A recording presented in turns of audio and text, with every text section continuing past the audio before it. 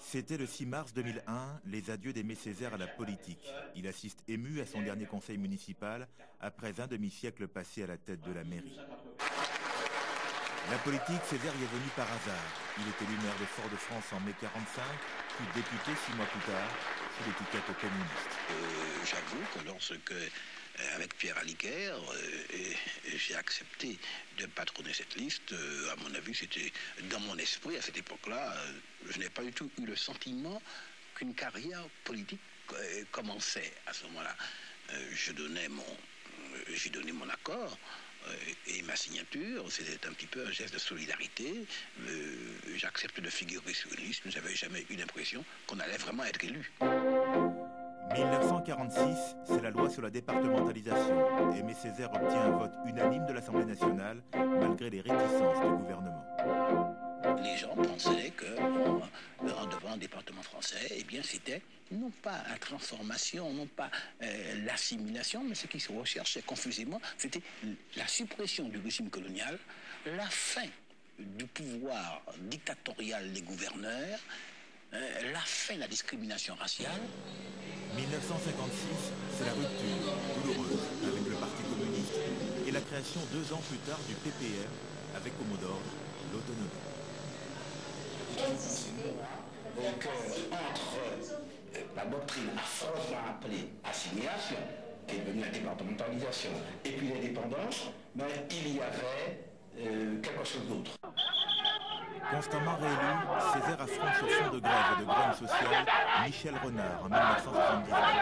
Une campagne législative houleuse qui se solde par la mort d'un colleur d'affiches dans le camp d'en face. Un homme est tombé hier soir. Il est tombé dans un combat douteux, pour une cause douteuse.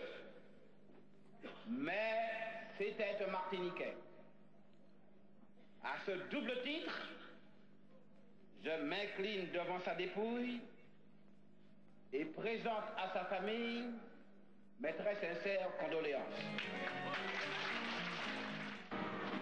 Papa Césaire, pour les habitants de Volga, à qui il a donné un toit, du travail et un avenir. Architecte d'une ville autrefois marécageuse, Césaire est incontournable. Passage obligé pour tous les présidents de la République, en visite à la Martinique, du général de Gaulle à François Mitterrand, en passant par Jacques Chirac.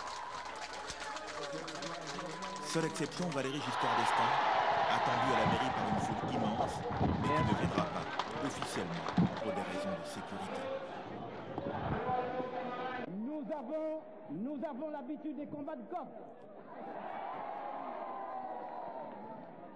Je suis au regret de dire que ce soir, il y a eu quelqu'un qui a fait forfait.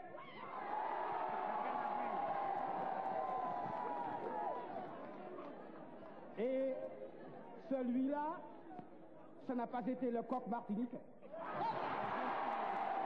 En 1981, avec l'élection de François Mitterrand, le PPM lance son fameux moratoire. Elle est la seule façon de maintenir des liens très forts. Un moratoire se constate. Et nous avons constaté à un certain moment que les questions de statut, les questions de l'intégration, de l'assimilation n'intéressaient plus le peuple martiniquais. Le peuple martiniquais en avait assez. Bon, nous en avons pris acte. Mais nous constatons aujourd'hui que ces questions trouvent un regain d'actualité.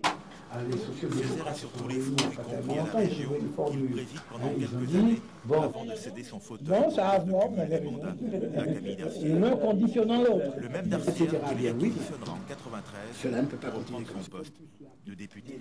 Il n'a pas le choix, on a réquisitionné. Je lui passe le ceinturon. En mars 2001, Césaire passe le ceinturon municipal à Serge Letchimy et se sépare de son dernier mandat électif après 56 ans de bons et loyaux services. Mais même retiré de la République, il continuera son passion pour le devenir politique de la Martinique, en s'impliquant notamment pour le oui lors de la consultation référendaire du 7 décembre 2002. Depuis 30 ans, je leur dis ça, hein? On a ri, on s'est moqué de moi, on m'en veut.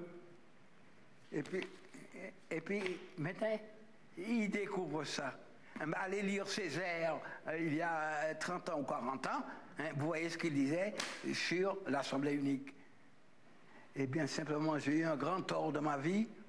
J'ai eu tort d'avoir eu raison avant les autres, avant tous les autres. Hein? Voilà. Un brin visionnaire, un parcours politique hors du commun à la mesure même de l'homme, Aimé Césaire aura marqué à jamais le passé, le présent et l'avenir de la Martinique.